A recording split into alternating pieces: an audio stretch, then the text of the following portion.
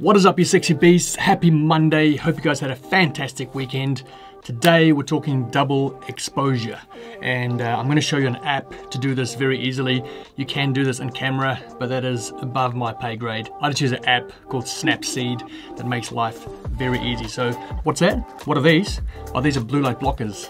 My wife hates the look of them, so I can't wear them at home.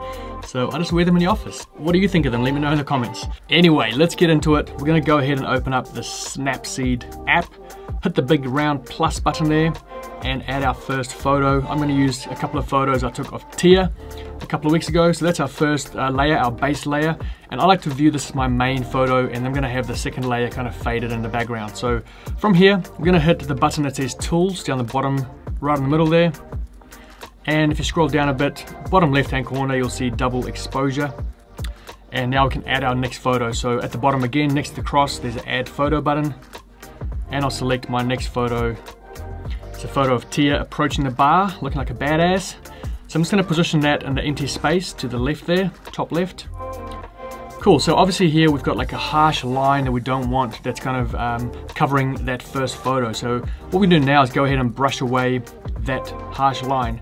Just before we do that, we can change the opacity of that second layer. So at the bottom here, you'll see like a teardrop shape. This we can kind of change the opacity of that top layer. Don't worry about what's happening to the bottom layer at the moment. Just look at your second layer and figure out how dark or how see-through you want that. I quite like mine being a bit lighter. So I'm gonna leave it there. Now let's go ahead and get rid of that harsh line and get a good fade going here. So top right-hand corner, you'll see two squares with a little arrow over top. We're gonna hit that and then view edits. Now the only edit we have is the double exposure, so we'll select the double exposure there, the blue one, and I'm gonna select the brush. Now by default, it's gonna give you the bottom layer. We don't wanna brush that, we wanna leave that as it is. So we're gonna change to the second layer by just hitting the little circle with the triangle running through it there. That's gonna give us a second layer. And now we can just go ahead and just slowly start brushing away that second layer, get rid of all the edges, and get a good looking fade between our two photos. And I'm pretty happy with that. So that's it, super simple, very cool effect. You just need two photos.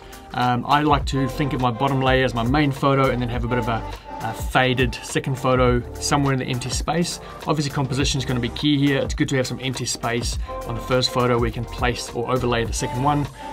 Again guys, I'm no guru when it comes to double exposures, but I just love how easy this app is and how good that looks. So hope that's helpful. Go ahead and create some double exposures, and please tag me in your photos when you post them. I'd love to see what you create. Other than that, have a fantastic week, and I'll see you soon.